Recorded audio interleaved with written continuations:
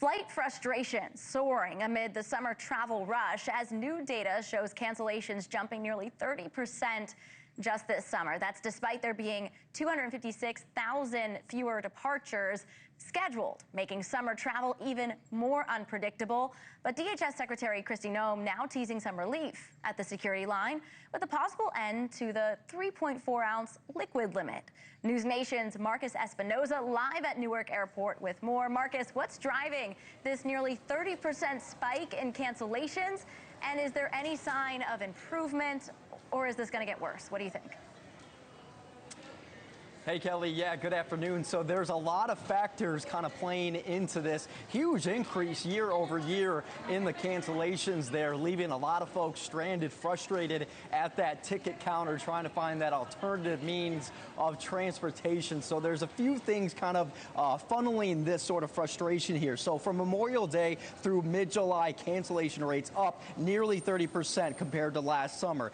And airlines scaled back their schedules as well, about 18% as well, to kind of ease that pressure. It hasn't been enough. Major hubs like Reagan National and then LaGuardia and here at Newark have seen some of the biggest impacts there. Officials point to a combination, really a factor, slowing operations, including air traffic control staffing shortages. We have covered that extensively this year. Equipment issues and severe summer weather as well that have ground stopped flights at several major hubs. Delays have also inched up, now averaging just over an hour nationwide. As a relief, officials caution it may take time for the controller staffing levels to rebound. But again, weather is something that none of us can ever control. And that's something that, of course, airlines and ourselves are at the whim of there. So a lot of factors there, but certainly doing the best they can. Once those ATC staffing numbers come up, I think that'll help a lot with these delays and cancellations, Kelly.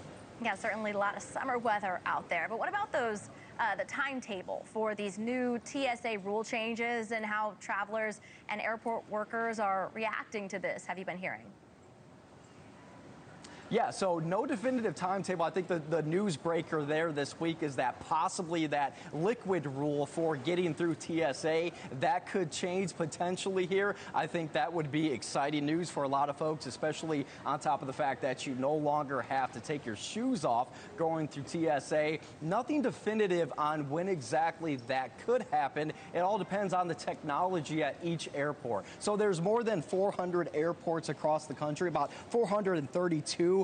Only about 255 of those U.S. airports have advanced CT scanners that can clearly tell the difference between liquids from other items there. So once that coverage goes nationwide, then perhaps, but again, those estimates are into the 2040s. But also worth considering, Kelly, is that this has been an aggressive administration and they are looking at TSA very aggressively, what they can do to kind of make that process go smoother. So even if you got a delayed flight, maybe you can at least get through security a little bit quicker. I can tell you just on my way here, very busy upstairs, a lot of families getting dropped off, a lot of horns being honked at those cars trying to park on the side there at drop off. So it's been busy here today. A lot of people fitting in those vacations as well. Busy time at the airport for that summer travel. NewsNation's Marcus Espinoza, thank you for joining us. Thank you for watching. Subscribe below and download our NewsNation app right now on your phone, and you will get fact-based, unbiased news for all Americans.